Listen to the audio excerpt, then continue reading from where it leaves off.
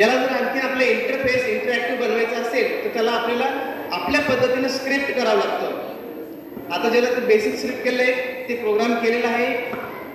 आता हे म्हणजे फक्त खेळणं नाही आहे. जसं की आपण खेळणं आणतो बाजारातून आणि रिमोटवर चालवतो तशा प्रकारचं खेळणं नाही. त्यामध्ये आपण वेगवेगळ्या प्रकारचे प्रोग्रामिंग आपल्या पद्धतीने बनवू शकतो आणि काम करून घेऊ शकतो. ठीक आहे. तर चला आपल्याला याचं इंट्रोडक्शन्स आणि याचा इंटरफेस कसा असतो हे नागरिक सर आपल्याला 2 मिनिटात सांगतील. ओके. Good morning everyone.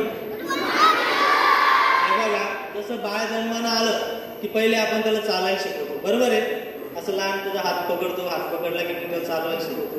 नंतर मम्मी पप्पा म्हणायला लागतो, आहे की नाही. नंतर बाबा नमस्कार वगैरे, आहे की नाही. नंतर शाळेत जातो. डायरेक्ट त्या शाळेत पाठवतो का. तसं त्याप्रमाणे हा जो रोबोटिक आहे, कोडिंग आणि रोबोटिक या दोन्ही गोष्टी वेगवेगळ्या आहेत. कोडिंग म्हणजे काय, त्याला दिलेले व्हिडिओ बनवायचा video.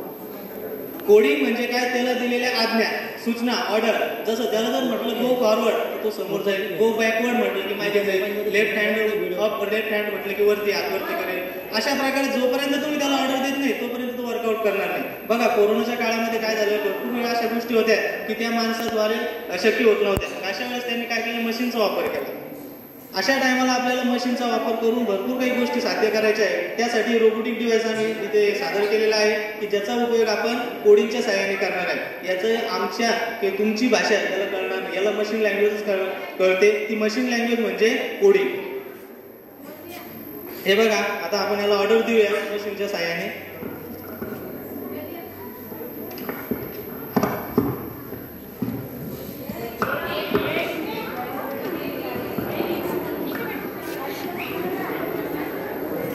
Go forward, backward,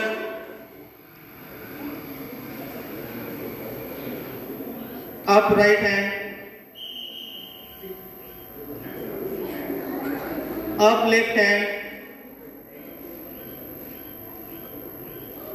forward, turn right, turn left, turn right, turn left, hands down. चुकीचे काय मान दिल्यावर ते होईलच ना मग.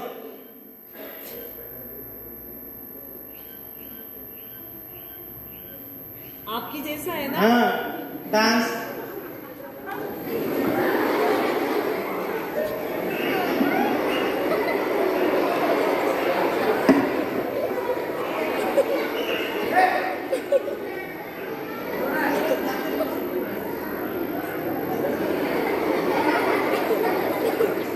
बिल्कुल आप जैसे है ना.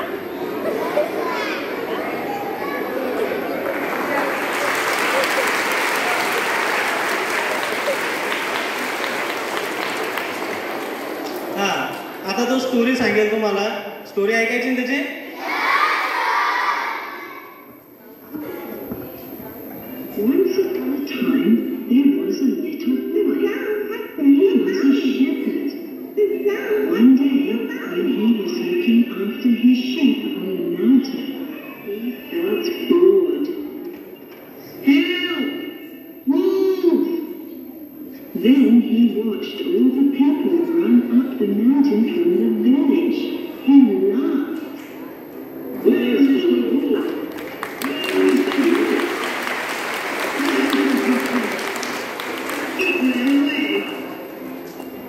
Sometime later, when he was bored, help! Then he watched all the people run up the mountain from the village. He laughed. Where is the wolf? Where is the wolf? It ran away. What? इसी तरह से वो सब story जो भी हम उसके अंदर करेंगे programming, वो programming वो आपको दिखाएगा. जैसे कि अभी इंग्लिश में किया, आपको ऐसा लगा मराठी में, तो मराठी में भी इंस्टॉल कर सकते. जैसे चाहिए वैसे हम उसको बिल्ड कर सकते. समझ में आ रहा है क्या. हाँ, अभी वो स्मॉल मूवमेंट करेंगे. अभी